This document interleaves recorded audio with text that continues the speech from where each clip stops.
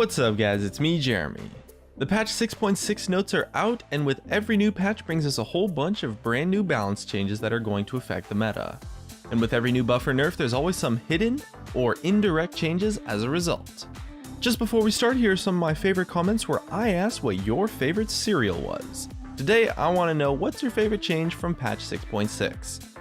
As well, I've teamed up with ProGuides.com for the editing on this video. If you're interested in more traditional guides, they have a free trial that gets you full access, so you can check them out and decide for yourself if you like it or not. And if you enjoyed the video, hit that like button, and if you don't, please hit that dislike. Anyways, let's get started. The first group of champions to receive an indirect buff on patch 6.6 are Assassins. This is happening for a few reasons. First off, the nerfs to Janna and Lulu. Both of those champions are fantastic counterpicks to any assassin, due to the crowd control and disengage that they provide in their kits. Lulu's nerf is pretty minor, but Janna's nerf is a little bit bigger since it did lower the crowd control duration on her ultimate. Both champions will still be strong counterpicks to assassins, but because of the nerfs, they're going to be played a little bit less, which means that you are more likely to face favorable champions when playing assassins now. The other reason for this indirect buff is a little bit less significant since most assassins are played in the mid lane, but for any of you top lane assassin players, the nerf to Titanic Hydra is a pretty helpful change since tanky bruiser kind of champions are really strong counterpicks versus assassins, because they are tanky enough to survive your burst but also deal enough damage to have kill pressure that maybe a tank wouldn't have. The next group of champions that received an indirect buff are warrior junglers, and to some extent tank junglers, but not really. This change as well is happening as a culmination of a few different nerfs. First off, we have the Runic Echoes nerf, which is kind of an interesting one. Ever since it came out, Runic Echoes hasn't really accomplished its goals in the sense that it's been a little bit too diverse, right? I mean, you got like tanks like Amumu building it, you got bruisers like Udyr, and then the more intended ones like Elise and Nidalee, but it's kind of become like this jack of all trades item, despite having this AP focus that has dominated the meta along with Devourer. And we've seen warrior and tank junglers struggle a bit to find their place ever since Runic Echoes came out. Okay, to be fair, they haven't been completely shafted from the meta by any means, but Runic Echoes definitely has been the superior jungle item. And since it's taking a really serious hit this patch, the warrior and tank junglers that were struggling a bit are going to get a boost up. As well, there were direct nerfs to Nidalee, Master Yi, and Shyvana on this patch, which again is going to be another nice boost to those types of junglers, since those champions were all pretty powerful and honestly just dominant junglers that controlled the meta, especially in solo queue, and so we'll be seeing them a lot less now. These indirect changes affect both types of junglers equally, but the thing is that the Xerath Portal nerf was a hit to tanks in any role, top jungle or support, but tank junglers were probably the most common champions to build that item on, so they are indirectly nerfed as a result. However, I do consider that to be an overall power increase. I think that the indirect buff is a little bit larger than the indirect nerf those tank junglers received from the Xerath Portal change. Next up, we're taking things up to the top lane, where the full damage top laners like Tryndamere and the AP top laners like Kayle and Ryze are both receiving indirect buffs. And I know that seems a little bit weird and oddly specific, but hear me out, because it's happening for a multitude of reasons, specifically the item nerfs. The nerf to Titanic Hydra is pretty significant, so the bruisers and brawlers are going to take a big hit because of that.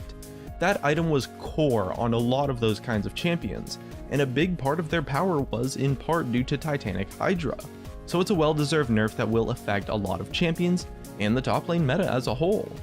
As well, the nerf to Xerath Portal is a minor hit to the tank top laners who made effective use of that item to control the map while getting some really powerful stats too.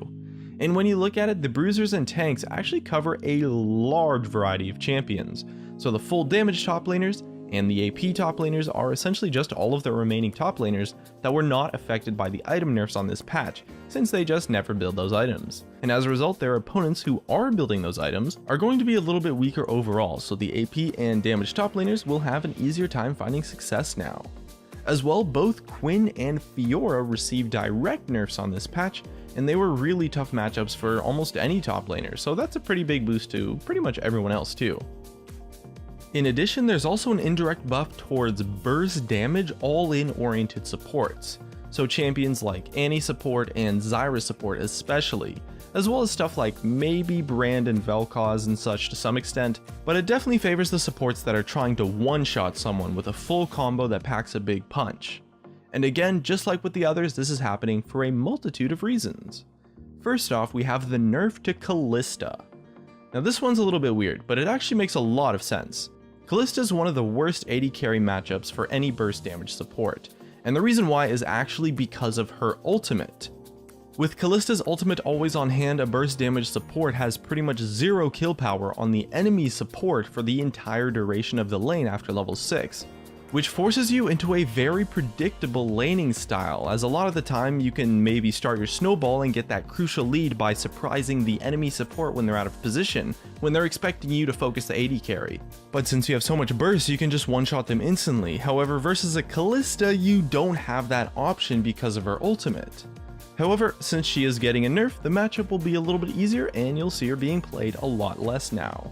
As well, with the nerf to Janna, that's another bad matchup that's getting a step down, since Janna's disengage and shields does a lot to hurt the kill power of a burst damage combo. So again, she really wasn't the best matchup for those burst damage champions. And the third reason is actually the nerf to Xerath Portal, which was a potential pickup on tank supports. Tank supports again are a tough matchup because a lot of the times they're just too tanky to burst down with your combo.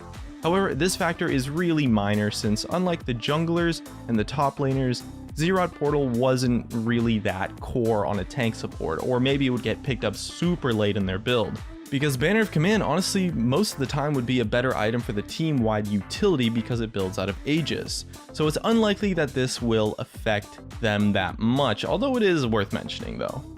As for the major things to look out for on this patch, the Titanic Hydra nerf is honestly really significant, and along with the Quinn and Fiora nerfs, the top lane meta will likely shift up a pretty decent amount, and if you played someone who built Titanic Hydra in the past, consider maybe changing up your build path or playing someone different.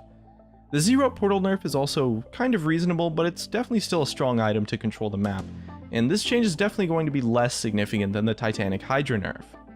As well, the buffs to Kha'Zix, Echo, and Jace were pretty decent, so maybe look out for them or consider playing them yourself now. However, most of the direct changes to champions on this patch were pretty minor, but that doesn't mean they should go unnoticed. So if you want to check out the full patch notes, I'll have a link in the description if you haven't seen them already. And that's just about it. If you enjoyed the video, subscribe if you want. Thanks for watching, and I'll see you guys next time. We'll